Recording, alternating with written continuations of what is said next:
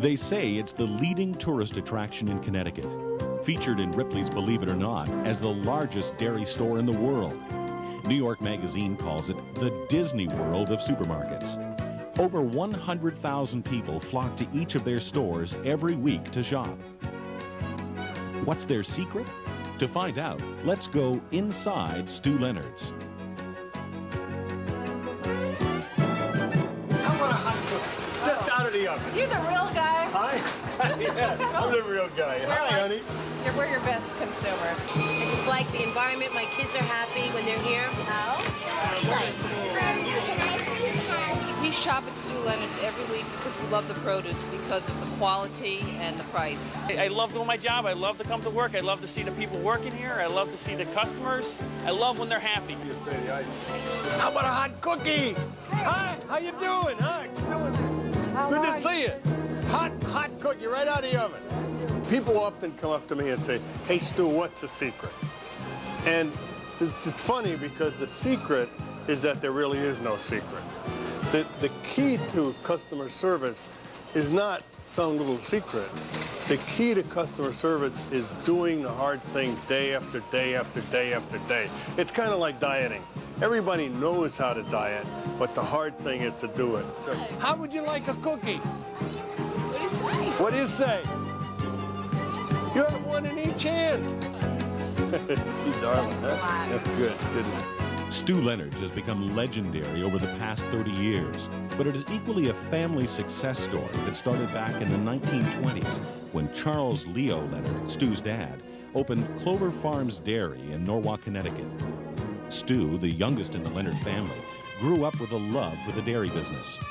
He attended the University of Connecticut and graduated from the Radcliffe School of Agriculture in 1951. When his dad passed away the following year, Stu and his brother Jim took over the family business, delivering milk to customers' homes. But times were changing. More people were buying their milk at local stores. Then in 1968, the dairy found itself in the path of a new state highway. It had to be demolished. For Stu Leonard, who dreamed of building a dairy store, it meant a new beginning. Deciding to open a store meant that we had to take everything we had in the world and we had to risk it. And I remember young Stu saying to me, you mean we could lose that if we failed? And I said, yes, you could. You'd lose everything. And so he always had a feeling too, and so did the kids, that they were all in it together. I remember working here as a kid and learning to drive a milk truck, you know, when the store was under construction. And, you know, I used to help load the milk machines. We had milk vending machines. And I remember my childhood and the business as fun.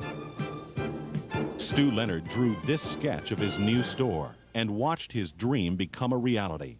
On December 1st, 1969, the store opened for business in Norwalk, Connecticut, with 2 cash registers and 7 dairy products. The centerpiece, a glass-enclosed dairy plant.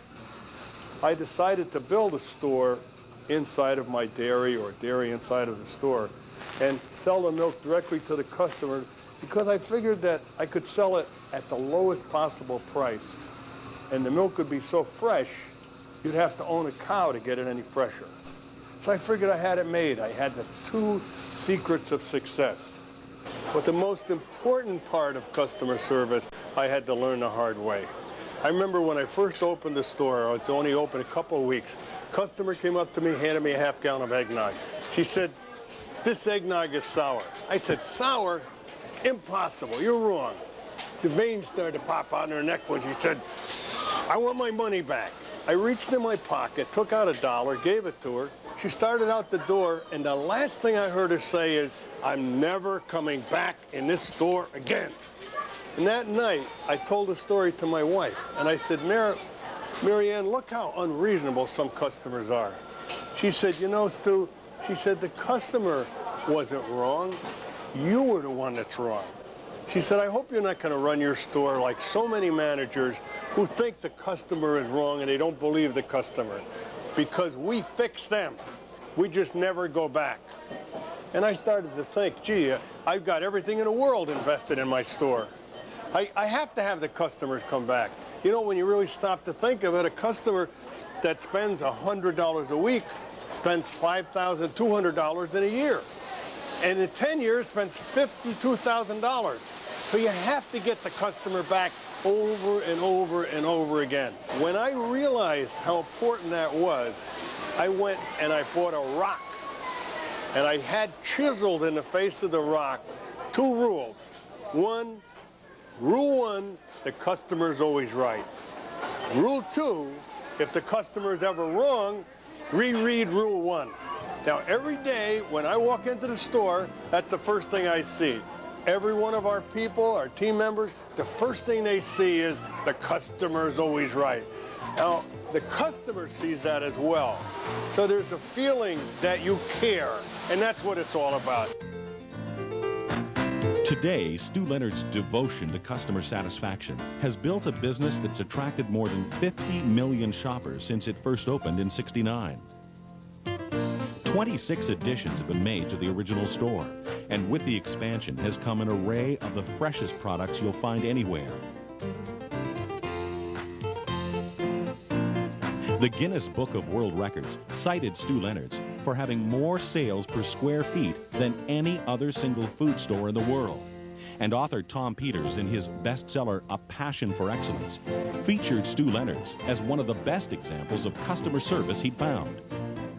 How long have you been coming here? In 1986, Stu Leonard received the Presidential Award for Entrepreneurial Excellence. When we brought it home back to the store, I ran an ad in the newspaper thanking our customers because without their help, we never would have won it. And then the employees and all the team members, they too felt they had won it. You know, I'll never forget it, I know that. It doesn't get any better than that, I'll tell you.